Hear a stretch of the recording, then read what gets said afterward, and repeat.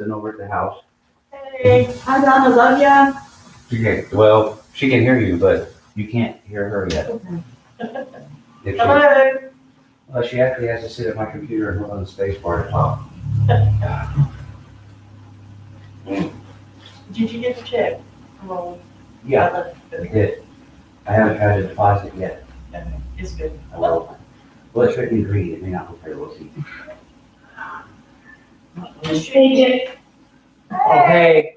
Hello. Hey, Oh, that's Maria. hey, Joe, please pray for my family in India. How are they doing? I don't know actually because, after my mom's surgery, my brother's family moved in with my parents Oh, to take care of them. So my brother was tested positive last week. And a couple of days later, mom tested positive, but she doesn't have any symptoms. And my sister-in-law has fever, and the girls have fever. Only my dad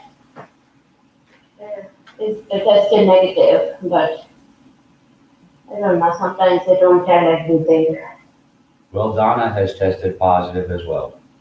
Oh my gosh. And they tell her to go to the hospital when anything starts happening. So Yeah. she's got symptoms and then don't got symptoms. And then does. Well, that's good. Yeah, so she might get through it Yeah. without her. So she has officially tested positive as of Monday. So here at the end of it all. I kind of wonder what the protocol is really. When you have someone in your home that's positive, what is I know y'all been vaccinated, but that doesn't eliminate you. That's all we can get. Yeah, it doesn't eliminate you, but. It almost does though. In fact, the doctors are saying that, so that's what you do. That's all you can do. Mm-hmm. That's basically all you can do, but. Several of my friends' families in India, they're tested positive. It's a horrible place to be positive right now. Yeah. In India. Yes. I'm sorry. We just have to pray. Yeah. Does it usually take like 2 weeks to run its course? Is that usually, when you test positive, is it like a 2-week period that you have to get through and then get retested? No, they want her to get retested Friday. Oh. So she's gonna go get another test Friday. I think oftentimes you get over it quicker, but they want that period of time of days. I'm not sure. But 2 weeks that's what time. That's the time. We quarantine children at school, and they usually come back okay after 2 weeks. Because see, when Aaron and Joy had it, and we didn't get tested for 2 weeks, and I had fever, I never had a temperature over 97.7. And mine went up. And anytime mine goes up or I feel cold, something's wrong. So I went through that, and then I came home and tested and came back negative. But I didn't take the antibody thing. It's an odd thing. Luckily, a couple other things. Our governor has taken off all the state taxes of gas until this current crisis is over. And it turns out the current crisis is over. The pipeline is back working today. But there's going to be a shortage. Guess why? All this panic buying everybody's done of gasoline. All of a sudden they started buying too much of it, and now they're in a problem other places. Other places are just simply having no gas. It's going to take forever for them to get gasoline back to those places that people overbought. Where I used to live, more than half of the places are empty. Picture City. They're just empty because everybody. That's what I like about this area. We kind of get into a panic sort of late. We don't. Gas is still like $2.79 a gallon last night. $2.90 now. No, it's got Run that today. at 95. It was almost $3 everywhere. Oh, wow. It was $2.99. Slowly going. Not to the $6 that it is other places. Well, Joe took Betty to the store Mhm. It filled up and Parker's cut him off at 50. Yeah, that's They what I were the had heard. lows. They were cutting me off 25, but we got like 40 bucks for it. We had to go yesterday to get our taxes. We felt awful, but we did it anyway. Had to get our taxes done. And I had to sign them and give them gas taxes to do. And then we had to go by CVS for Dad and Donna. And then we went by, I said, I'm already here or out, let's get a haircut, because I need it bad. So we got gas at Parker's, filled it up. It was 46 something, and they didn't cut us off. Then the other thing I wanted to talk about, or to pray about, kind of, eventually. In 1876, I looked this up today, because we had to talk about it. We had to talk about something today, and this is the most pressing thing. 1876, before there was a nation of Israel, a Jewish trust bought a portion of Jerusalem, so several buildings. Well, then they lost them. And then after the 1948 establishment of Israel, the nation of Israel restored the Jewish trust those buildings. They in turn rented them to some Palestinian families as well as Jewish families. And they then sold those buildings to kind of a reactionary Jewish organization and got out of it. The Palestinians signed a lease that made them protected tenants of something, but now they say it was signed under duress several years ago, back in the 1950s. It was supposed to go before the Jewish Supreme Court, or the Israeli Supreme Court. Well, as the day keeps drawing near, the Arabs believe that they have found some deeds that predate the ones from 1860, from the Ottoman Turk dynasty, the Boers and others. These 6 families were scheduled. The Jewish society that wants all of the Arabs out and to be a completely Jewish zone in Jerusalem, in the old city. So anyway, there's been demonstrations and more demonstrations and more demonstrations. Back in 2007, and I looked up where this is. This is a narrow strip of land that connects with Egypt and Israel, called the Gaza Strip, and against the Mediterranean Sea, just right at the bottom of Israel. Hamas took it over and is running under a Palestinian authority ever since 2007. They're using this, and so is the Israeli government, to over this case of these 6 Palestinian families. The Israelis have sent in airstrikes. They're actually bombing parts of the Gaza Strip, buildings coming down. They believe that some of these high buildings in the Gaza Strip are bases of operation. The Palestinians are shooting rockets back towards Tel Aviv, the capital of Israel. They have what's called, the people in Tel Aviv have what's called the Iron Dome, which is basically a Patriot missile kind of thing that shoots down the missiles before they reach the ground. And they got most of it. Over 100 of them did not make it out of the Gaza Strip, and they actually bombed their own people. But they are going to Tel Aviv. So right now, it's a very, very touchy situation. And the reason I'm mentioning it, under the previous administration, and I don't think the present one has had time to deal with it, working on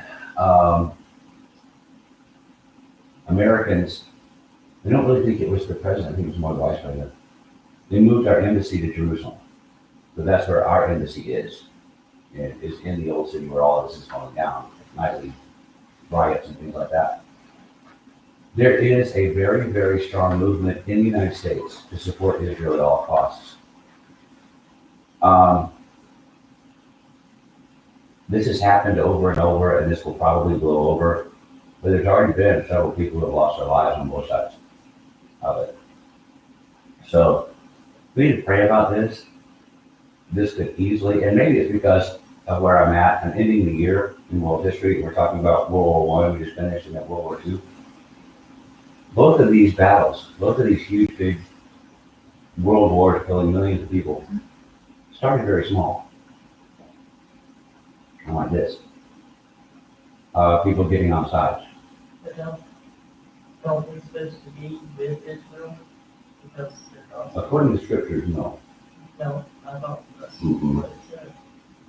No, according to scriptures, there's absolutely no mandate for there to be a nation of Israel.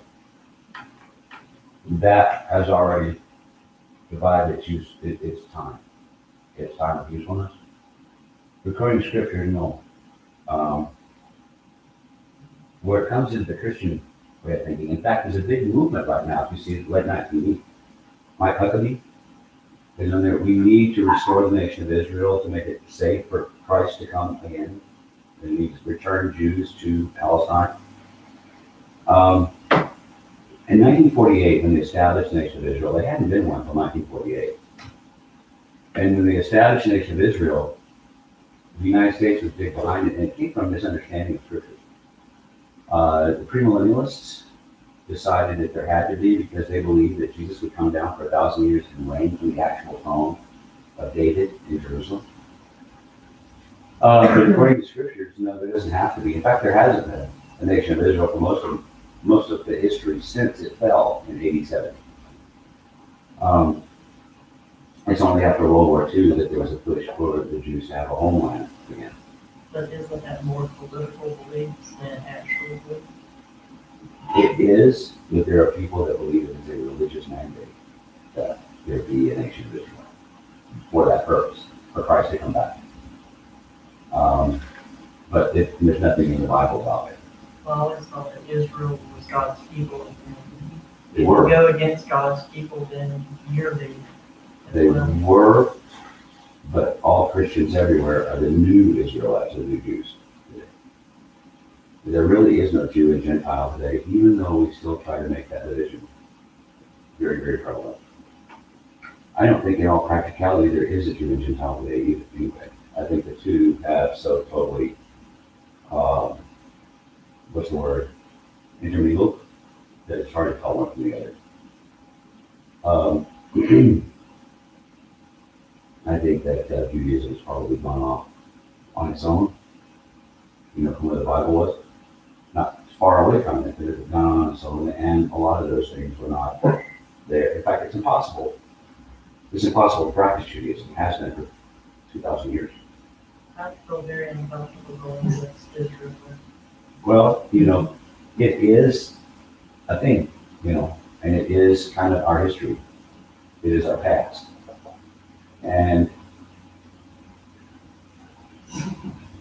But let's face it, the nation of Israel can and has done some very, very terrible things since its inception in 48.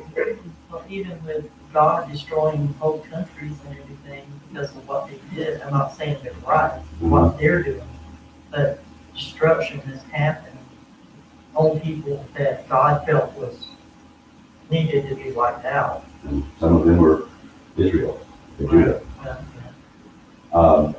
So I doubt very seriously whether 6 families in the old city of Jerusalem, in the Jewish section, have anything to do with the New Testament.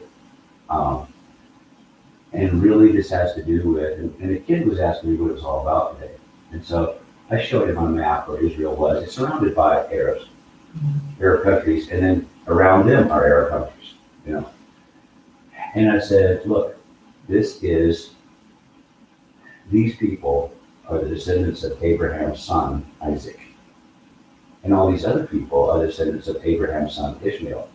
And the reason why it's such a bloody confrontation is because this is not a racial or a cultural difference. This is a family difference. And those are always the worst. It's brother against brother. Kind of like Civil War. They're the same race. They're the same exact people. And a lot of what's going on right now is the fight between the descendants of Isaac and the descendants of Ishmael. And that's a lot of what's happening right now. I mean, it's an argument between, it's an argument between Jacob and Ishmael's descendants. Um, Well, the But United others- States is funding the Palestinians. we're funding both. No, they quit. No, he canceled all the EOs and stuff. Where? First week Where? that they had backing other than the, You're talking about canceling the, but I'm curious, I don't know, I'm not, I'm losing my brain. us backing Israel or us backing Iran? Some of the things that Trump had done to shore up Israel Mhm. were in EOs. Okay, And basically, the first minute he was sworn in, he started just dumping the EOs okay. and the backing for a lot of the Israel things, which, you know, if you're gonna be political, that they have pretty much said they as an administration do not back Israel. Mhm. So once you give the key to the neighboring people, then they're gonna start attacking. Well, we don't, When you have a strong we haven't support, supported the Arabs in a while either, ever since our support for the Arabs produced Osama bin Laden. So, the only way we support the Arabs is we still buy their oil. I mean, We were making our own oil and they took that away from us. yeah, yeah, that was one of the EOs too. So we went through Texas, they're no longer fracking in the fields. so we're back to depending. Colorado, they stopped Colorado too. Everywhere we've been, you do My not friend smell had- oil at all. And it's So we're going sad, back to buying foreign oil. yes, Okay. because there was a sign by one of the fracking machines. It said this one little machine can produce enough gasoline for 40 cars a day. Mhm. And this is our oil, our own oil. The point is, what's happening right now could easily spread into other nations, including our It's very political. own. And I would hate to see us get drawn into this again. I don't think we ever got out of it. We're not in Israel. No, I'm talking about the division. You Um, got Democrats, you got Republicans. They're not mixing at all. They're not trying to They compromise. did today. What did they do? They had a huge meeting with both houses of Congress, the leadership of both houses of Congress, Republican and Democrat, over the new infrastructure thing, defining infrastructure, saying where it's going to pay for it, and stuff like that. So they Yeah. are working together. Infrastructure is one We thing. need to count. It's easy to find bad. You can look for the one good thing that happened today. It's too much one-sided. When you have one party controlling everything, that's what you get. If you have, That's not what's happening today. oh, Let's look at today. today, one day, when I everything mean, else has changed. if it happens 2 days, then what are we gonna say? 2 days? That's it.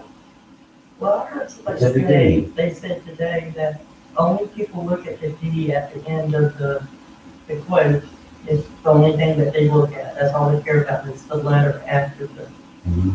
the D or the R. And that's what people's looking at. But I don't do that. I go by policies. And so far, the D ain't winning. So it's very It's- ugly. It's, today may be the beginning of something great. Let's hope it is.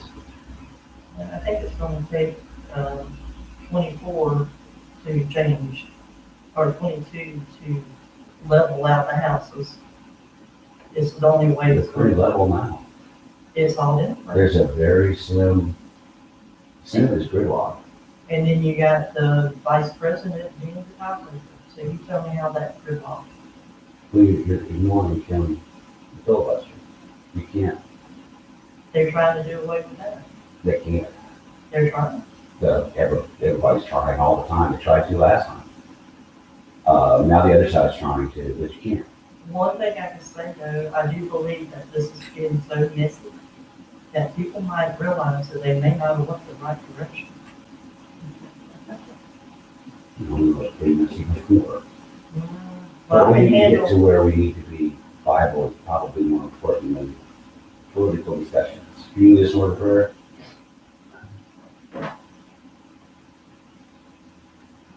Our Lord and Heavenly Father, we once again thank you for this privilege we have to come together and study your word.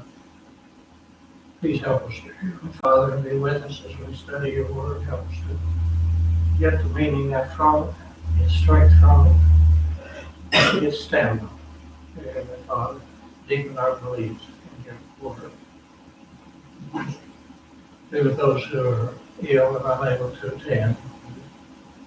Pray raise your blessing upon them, especially Donna, dear Heavenly Father, give her strength. In Jesus' name, amen.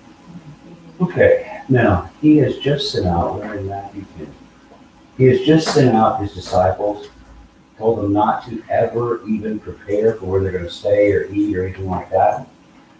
And now, he said that they could actually reject you, and they probably will.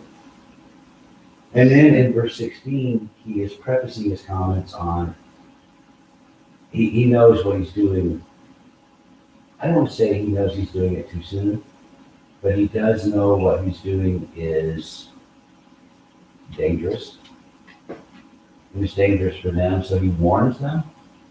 Behold, I'm sending you out as sheep in the midst of wolves, so be as wary as serpents and as innocent as doves.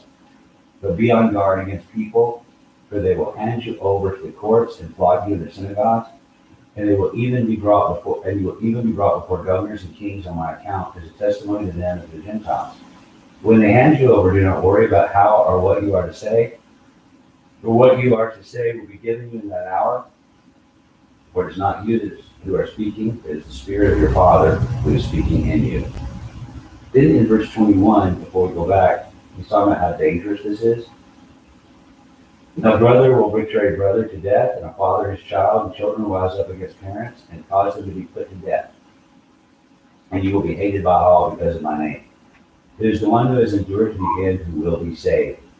Now, he says, I am sending you in verse 16. 21, I almost think he's looking at as a futuristic kind of thing. This will happen in the future, and it does. It does happen in the future. And this is going to be a big, well, like Kim mentioned a while ago, the American Civil War. This Christianity, Roman God thing, and I don't even know what other way to put it, but persecuting the Christians, this became a very political thing. And people would turn in their parents and turn in their own family for it, either out of greed or most often out of fear. They were going to do it, but now as to the immediate effect of this, I'm sure some of this was happening, but I doubt it would be a wholesale thing that's happening. Look at what he says. He says, I'm sending you out as sheep in the midst of wolves. So be wary as serpents and innocent as doves. Defenseless, but you need to be shrewd, wary, smart. Are serpents smart or deceptive? Well, That's in a what way, we- smart by being deceptive. I think what he's looking at is that all serpents, all snakes, and this is what they would know because of the vipers and the things that they had there. All snakes are extremely smart hunters. And even though we feel so horribly about snakes here, look at exactly what the snake is. A snake is an extremely vulnerable thing. And I know we look at them, well, some of them are venomous and they have some defense. They do. But in looking at it, a snake is extremely vulnerable. It has no defenses whatsoever back behind its neck. None. So they are very, very, in fact, the creatures that prey on serpents, on snakes, easily catch them. The guy picked one up with some barbecue tongs and got bit. Yeah. Well- He never could pick that out. So, and I don't want to sound too hateful about this. The snake is smart enough to outsmart Pablo. But, and honestly, I don't want to make light of this at all. But if you'll look at, and Vicky, the deception part is part of the intelligence. For a snake to be successful, they're going to have to be very, very smart. Now, a snake is defenseless almost. The snake is very vulnerable, and yet it has to move out among its enemies and hunt to live. And it has to be very, very smart to do it. So I think this is, and he's talking about sheep and wolves here. What's the one way a sheep will always be safe from a wolf? Actually, I got a weird psychological story to tell you after this, but that doesn't do this. But at what point, what's the way for a sheep to always be safe from wolves? Not always. Somebody's going to die. Be in the middle of You the can't flock. kill everybody. What? Be in the middle of the flock. So the other sheep will die to save you. Well, I was thinking of the shepherd, but I was thinking in a different Close. area was, when I heard serpent, I was thinking of evil. Mhm. That's always the reference of evil. Mhm. And the dove, of course, is peace and good Yeah. and more on the Well, in side. this case, probably snake is not evil, but shrewd. Okay. They The take only what way they for a need. sheep to honestly be guaranteed to not be eaten by a wolf is for the sheep to look and find out where the wolves are and not go there. Okay? The shepherd is a protection too. But if that shepherd is smart, I understand that David killed a bear and a wolf, as a shepherd boy, that was their job. And they raised huge, big animals, dogs, to be a part of the sheep now to kill the wolves and stuff today. But the best thing is, and ranchers have even found this out west, put them where the wolves aren't. Fence out the wolves. Fence in the sheep, fence out the wolves. Keep them away from the wolves. That's the best way.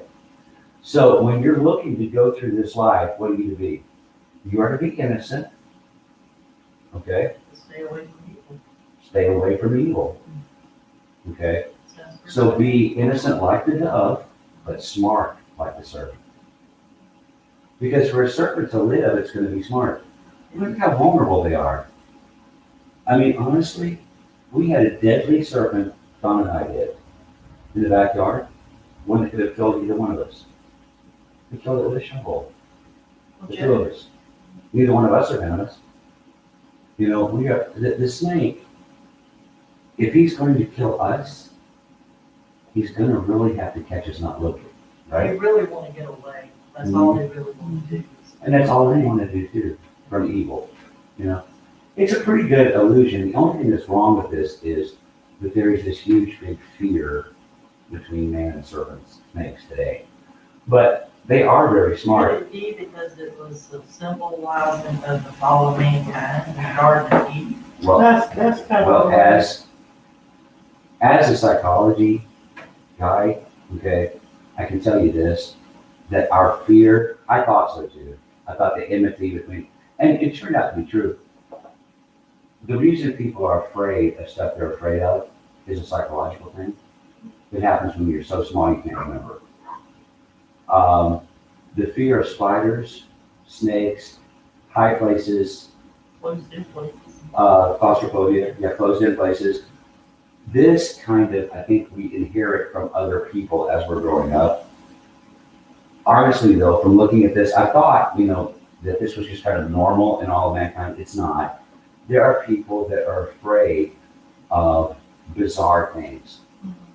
They don't make no sense Well, no, to us. they would if we understood, and if they understood what happened. I was just kind of bored one day, and this is what interested me on, I did some more study on after this. I saw a Maury Povich show, and he wasn't saying you are or you are not the father, like he always does.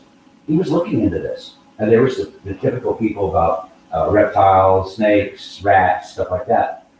But in spiders, there was one lady who was frightened completely, terrified of mustard. I don't know why.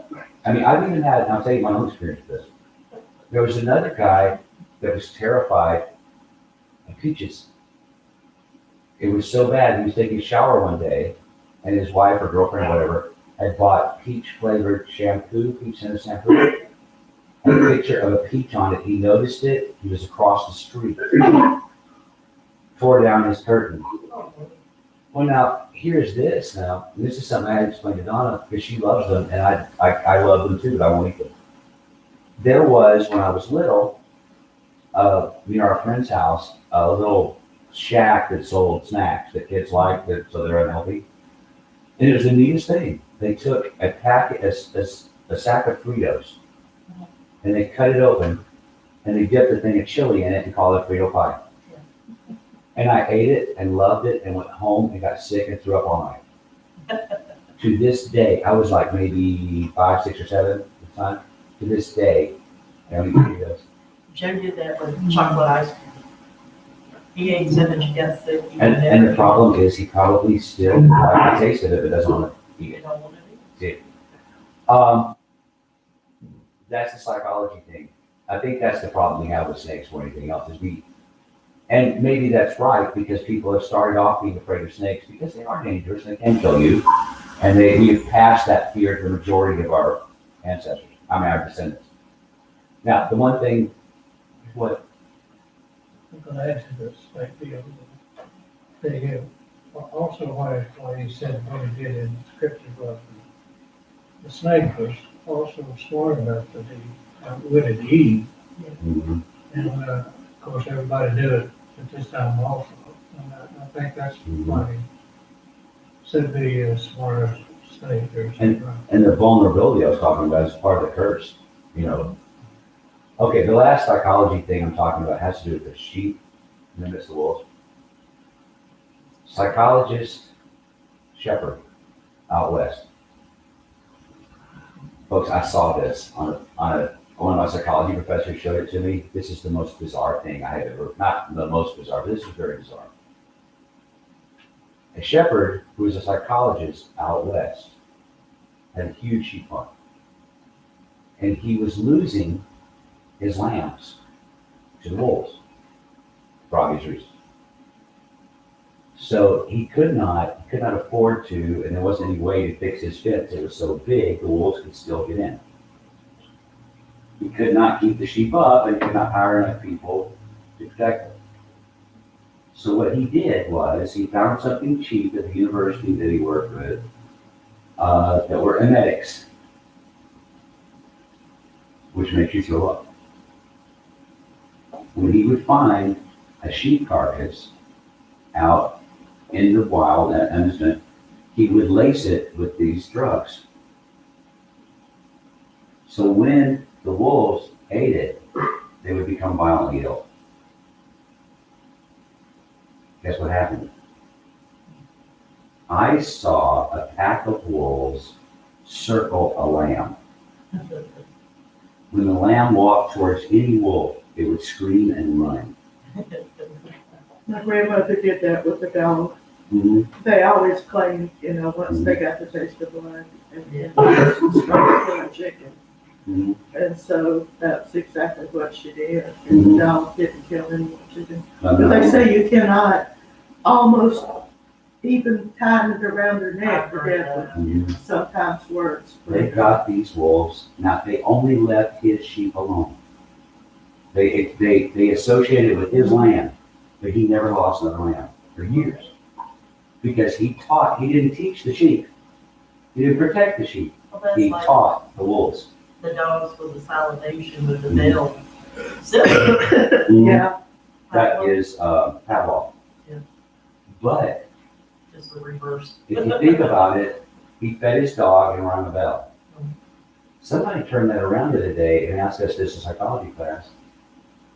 I wonder if later on in life, every time somebody rang a bell, if Pavlov didn't have this irresistible urge to feed his dog.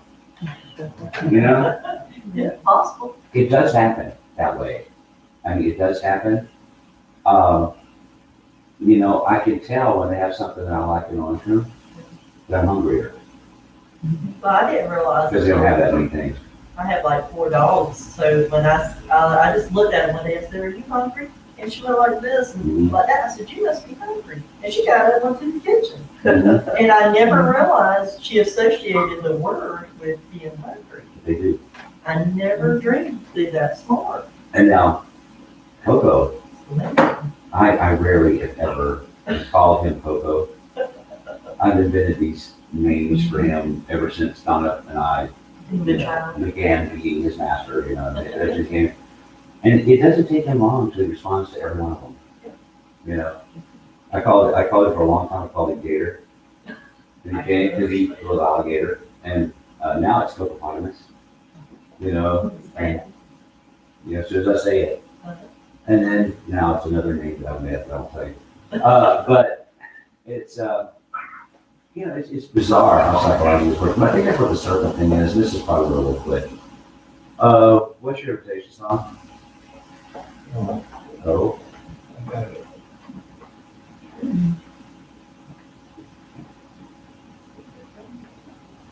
It's 84. 84. All right, in a couple minutes, we'll sing number 84. And if anybody stands in need of making a change, we come as together, we stand and have we sing.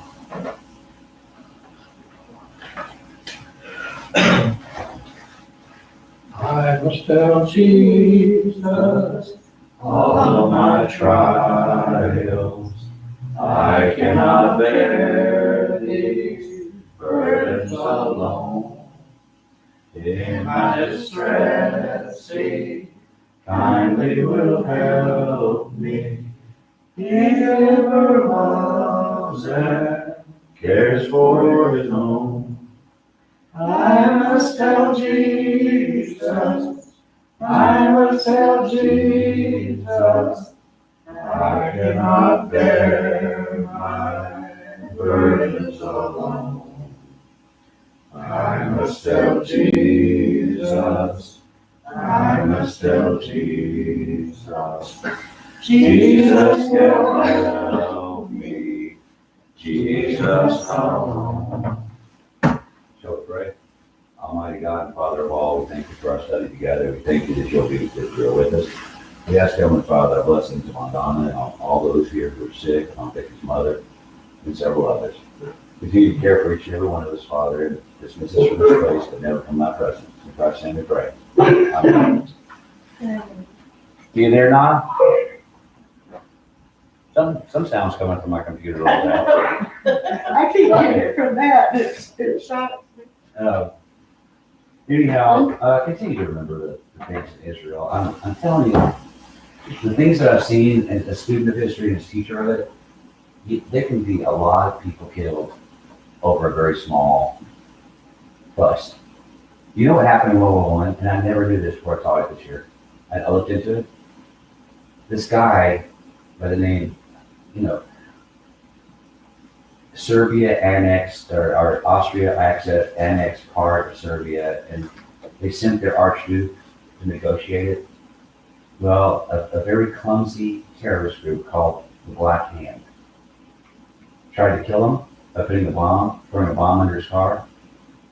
It blew up and injured his guards in the car behind him. So he went to his talks to work it out. They were working out the problems peacefully about, you know, annexing what land and what. He decided he would go to visit his guards in the hospital.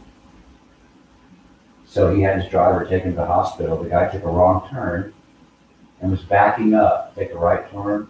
Another member of the Black Hand realized that the bombing had probably failed.